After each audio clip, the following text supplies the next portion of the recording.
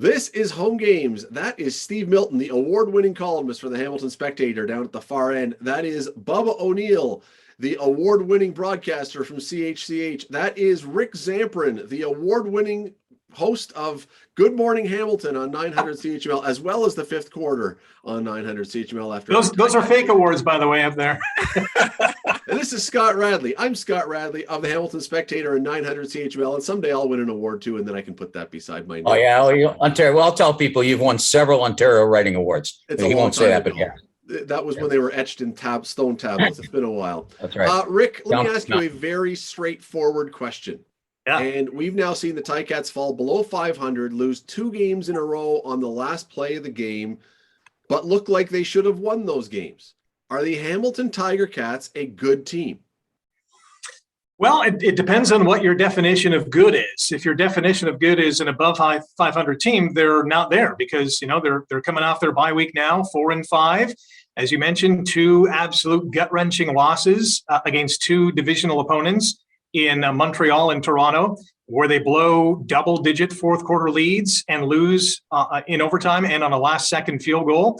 Right now, I think this is an incomplete team. And right now, I would say they're good, but they could be a lot better. And they should be a lot better because they have much more talent that can score a lot of points, stop defenses, and play some better special teams. So right now, it's inconclusive, but I would lean a little bit more towards not good, but underperforming. Bubba?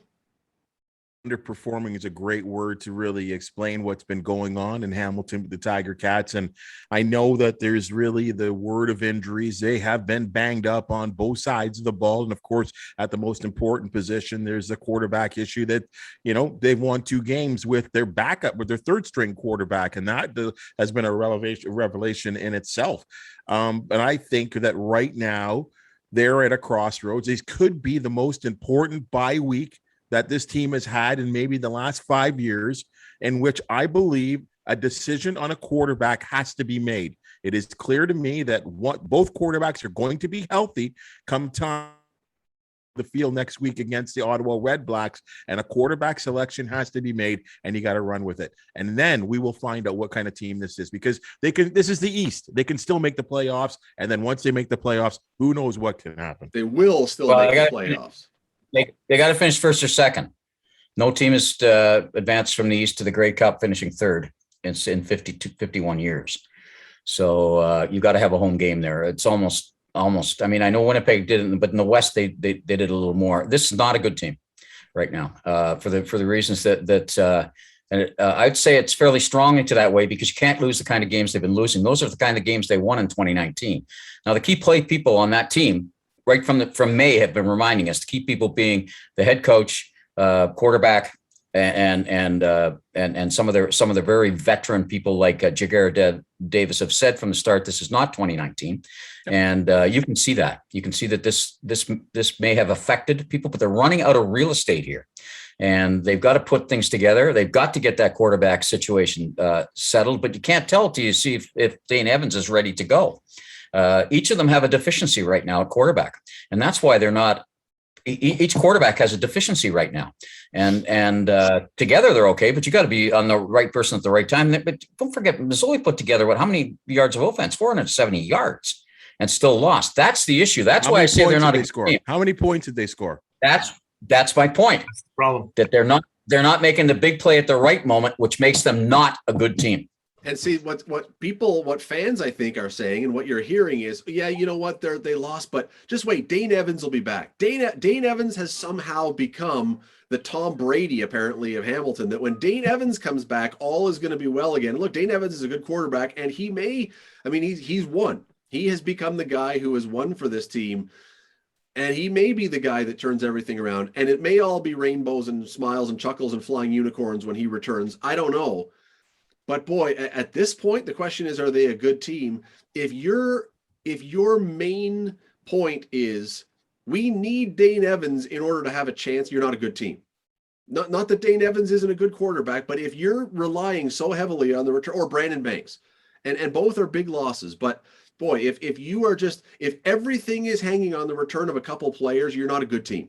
You just aren't.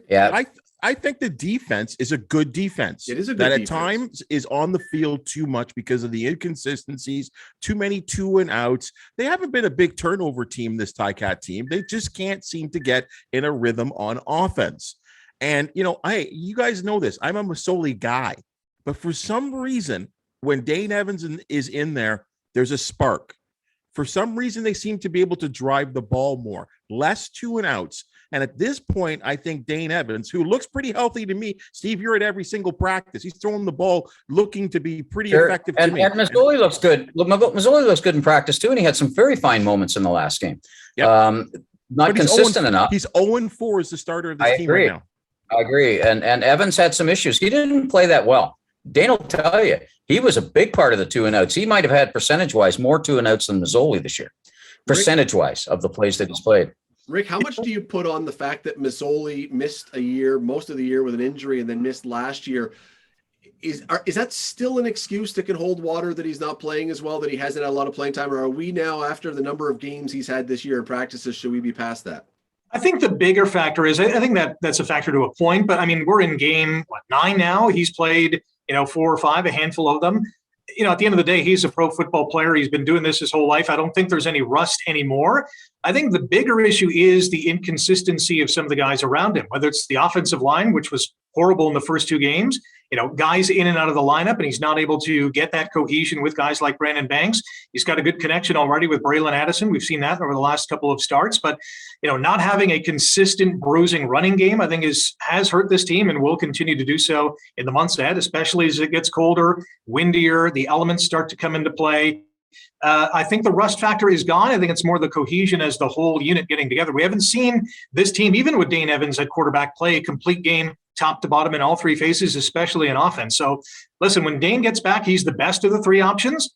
I think right now the best option right now is David Watford. They're 2-0 with him. They play a simpler game on offense. I hate to say it because I love Masoli. You can't do that. You can't do that. I know you can't do that, but at least you're winning with the guy. At least you have a formula that makes the entire team successful. Maybe it's time to push that button and say, let's see what we can get. They're facing Ottawa the next game. Orlando Steinauer would be given an immediate drug test on the sideline. There would be an official that would come by and extend a cup to his groin and say, pee in this right now. If you started David Watford when Masoli and Evans I'd be the guy holding the cup. I'd be the guy saying, let's test this thing. Because that would be absurd. You can't. No, you're not going to go where you want to go. But I would use Watford a little more, and other than just short down and short yardage downs, I might want to use them in the series in there. But they haven't been able to do that partly because they had to get Masoli up to speed. And Masoli not playing until last game in 2 years and 2 months or something. He had played something like 7 quarters of football. It had an effect. There's no question it had an effect. There's no doubt that had an effect. You've got to be past that point now. You're a pro. You got. He got 470 yards last time. He just didn't put the ball over the goal line. That part's the issue. They're not getting over the goal line. You know what though, Steve? You said it. The real issue is this, right? Okay, Brandon Banks is shot right now. He's not the same guy, and I would question if he'd even be back next year. I'll say that, right? Here's the thing. You said this from the very first thing you said, Steve. They're running out of real estate. It has to come together now. It has to be the players. The coaching is fine to me, right? This is not an 18-game regular season. For the most part, this is a 14-game regular season, right? They've lost games that they should have won, that they should have put away. You know what? Both of those games against Montreal and Ottawa could have been blownouts through the first 30 minutes of the football game, and they should have been. No doubt. Right?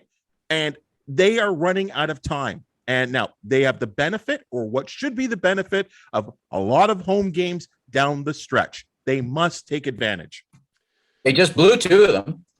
Yeah, they just blew 2. They blew their real advantage. Yeah, they're ending a stretch of 7 games in Ontario, either home, Ottawa, or Toronto. They should have made hay, and they didn't.